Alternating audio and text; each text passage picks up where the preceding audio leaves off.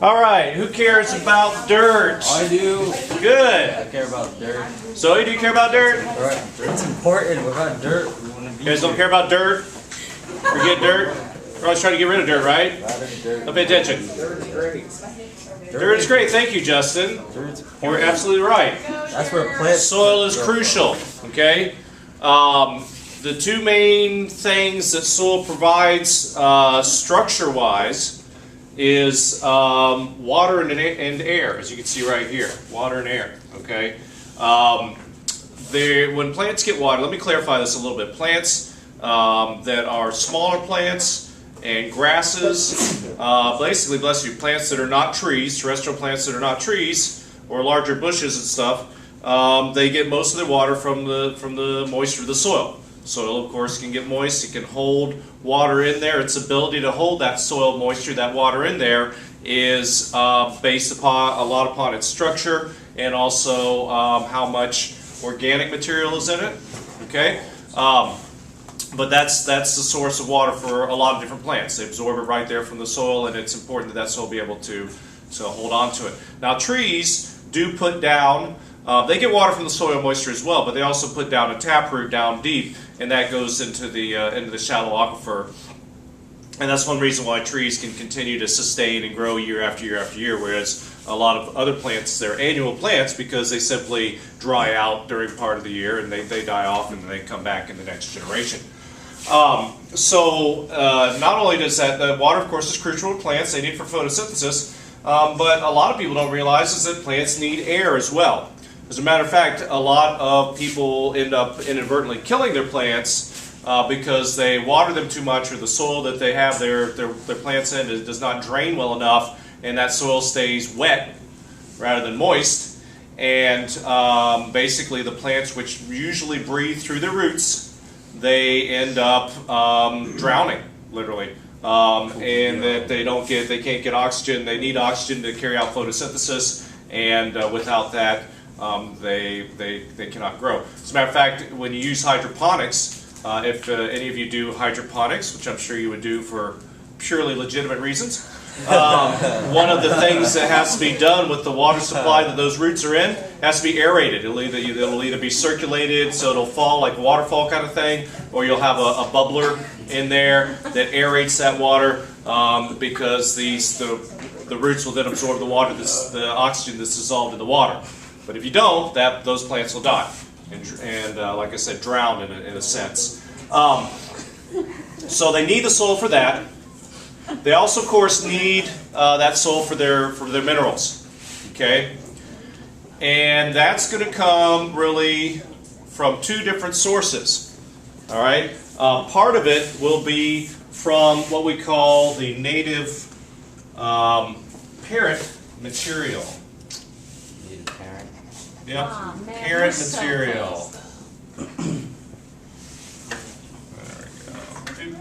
go.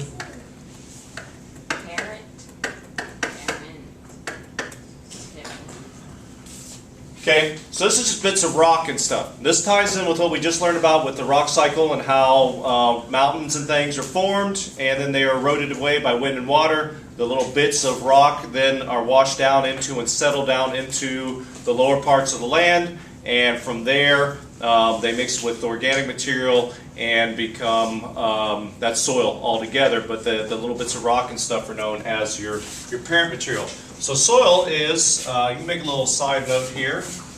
Soil is made out of soil. Want your ingredients for soil? You have your parent material, 1 part parent material, and then however many parts of the organic material, which is known as humus. Humus, not to be confused with hummus. You don't want to go to a party and bring a big dish of humus along with you. It may not be that, unless you go to a party with some worms, they would appreciate that, but otherwise, not so much. So that's what it is. You've got your bits of rock and sand and stuff like that. And then you've got your decaying organic material. That's your humus in there. Those two together provide for the plants. Now, as I said, not only does soil supply the physical structure so those plants can get water and air, but it also provides the minerals for those plants. And that really comes in two different ways. One is from the minerals that are in that rock, bless you, in that parent material, slowly dissolving away, adding phosphorus and calcium and iron and all those kind of good things that are in the rock. The plant's able to absorb those to a certain extent. And then you have the internal cycling that comes from decomposition. So this is the internal cycling. This happens when things defecate and die, right? And if you remember, I talked at the beginning of the year, I talked about how it would actually be better for us if we would go outside to the orange groves and relieve ourselves, and then take grandma to the wheat field and drop her off there when she died, that kind of thing, because technically, because that's what happens in nature, of course, when things do their business, or when things die, they fall down, or they do it into the soil, and it goes in there, and then those materials can be broken down by decomposers, bacteria and funguses, and the plants can then absorb those minerals right back into their systems, and therefore that you have a type of internal recycling. So plants really need both of those. They need to have that decomposition, internal recycling part going on I just talked about there. And then they also need, from the little bits of parent material, the slow dissolving of nutrients that occurs there. And that's also, like I said, before the break, that's how the rock cycle was important for us. It gives us a continuous supply of this, the inorganic part of the soil. Okay.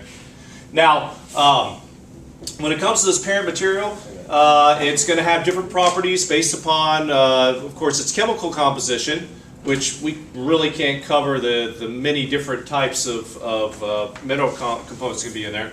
They can also be broken apart simply by size, broken down simply by size. And the designations they use for that, there are some that you're probably familiar with. Gravel is going to be your largest. Sometimes some soil scientists, believe it or not, there is such a thing. They don't count gravel as part of the soil.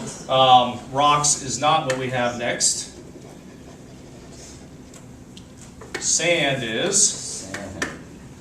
It's a little bit smaller than gravel, as you can imagine if you think about it. And then silt is just kind of a very fine sand.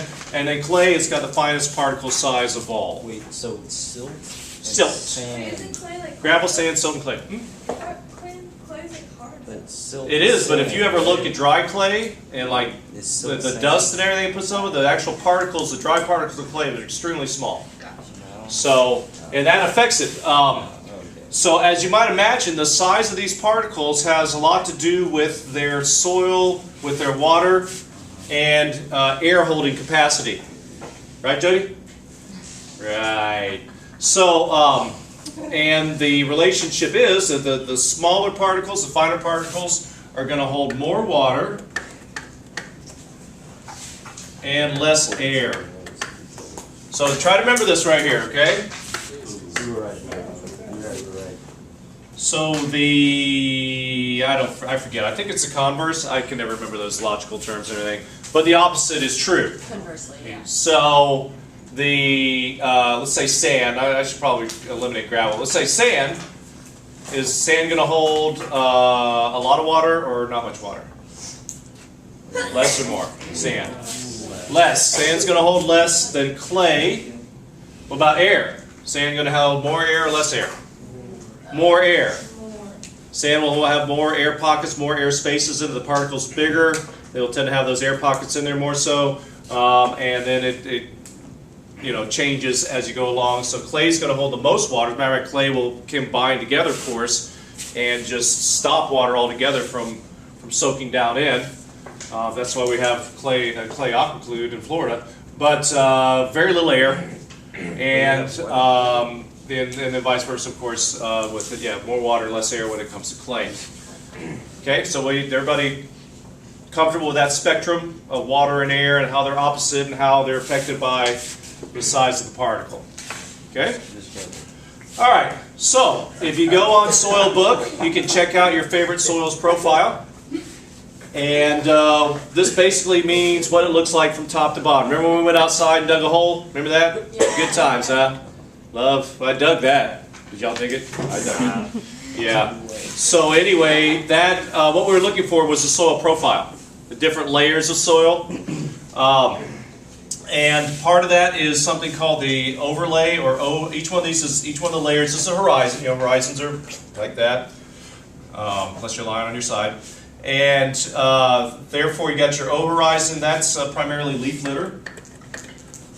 So the kind of division here is that this stuff has really not decomposed that much yet.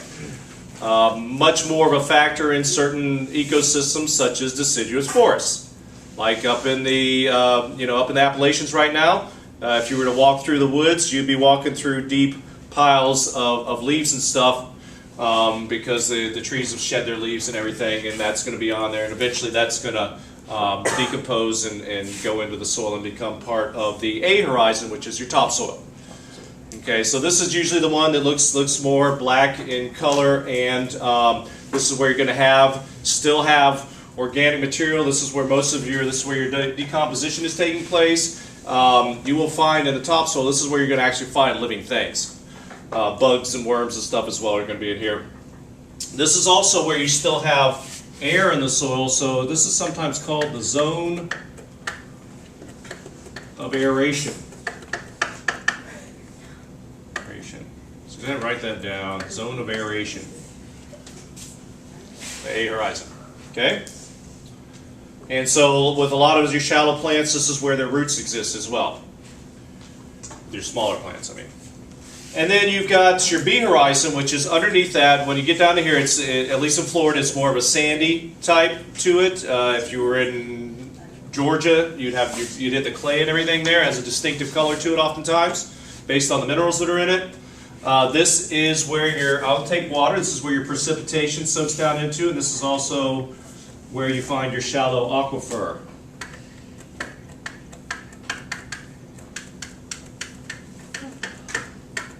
Oops. You get the idea, right? Precipitation. So you have a lot of mineral content in there because the water soaks down through there and takes it with it. Underneath that, I didn't list it here, but you have bedrock. Sometimes it's called the C horizon. You'll see on the diagram we have, they call it the C one. It's bedrock, though. It's solid rock material. It's generally not considered to be part of the soil. But the water's not going to soak down as much into there as well. So this is, like I said, this is where you typically have your shallow aquifer, and the minerals that are in the soil and everything can soak down to that level. Those that get washed out. Okay, soil horizons vary from place to place. One of the big factors that affect soil horizons are plants.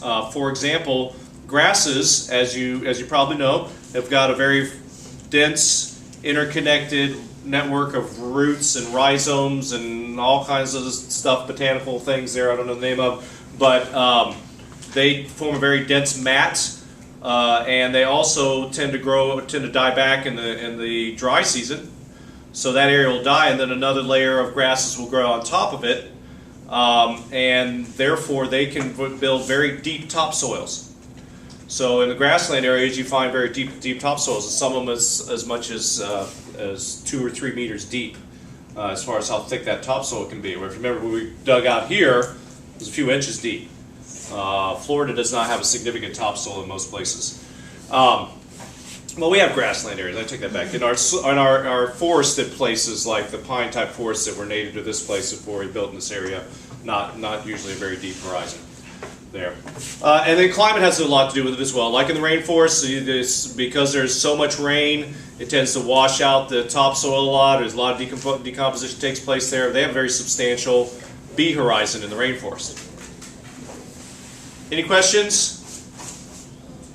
Alrighty.